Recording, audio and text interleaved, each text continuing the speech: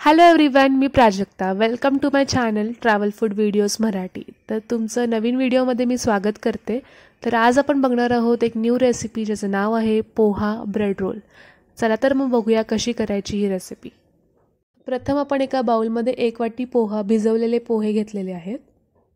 नंतर आपण ॲड करतो त्याच्यामध्ये अर्धी वाटी रवा. नंतर आपण ॲड करतो त्याच्यामध्ये अर्धी वाटी दही.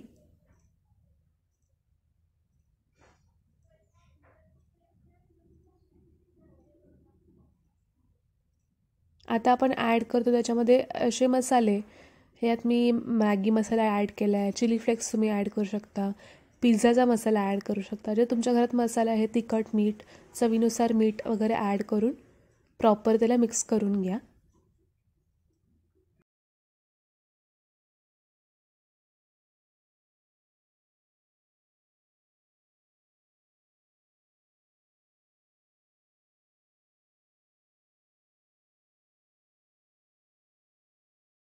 सो प्रॉपर असा मिक्स करून त्याचा प्रॉपर गोळा तयार करून घ्या. तुम्ही बघू शकता व्हिडिओमध्ये.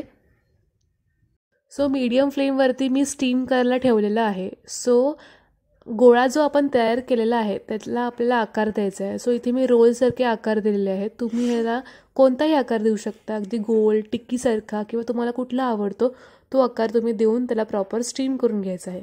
सो इथे माझे सगळे रोल्स रेडी करून झालेले आहेत. आता मी त्याला स्टीम देणार आहे. सो 10 ते 15 मिनटं मी स्टीम प्रॉपर देणार आहे. तुम्ही पाहू शकता व्हिडिओमध्ये. सो आपले आता 10 ते 15 मिनटं झालेले आहेत आणि तुम्ही पाहू शकता की आपले रोल्स मस्तपैकी स्टीम झालेले आहेत. खूप सुरेख दिसत आहेत. आता मीडियम फ्लेमवरती मी कढईमध्ये 3 ते 4 टेबलस्पून तेल तापत ठेवलेलं आहे.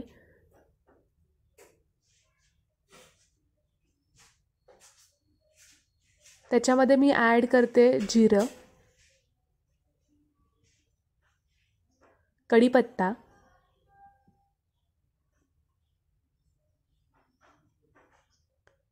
तीळ आणि सगळं प्रॉपर भाजून घेणार आहे तेलामध्ये. थोडीशी हळद चांगलं तेलामध्ये भाजून घेणार आहोत. आणि आता आपण ॲड करतोय सगळे रोल्स जे स्टीम केले होते आणि प्रॉपर त्याला मिक्स करून घेणार आहोत.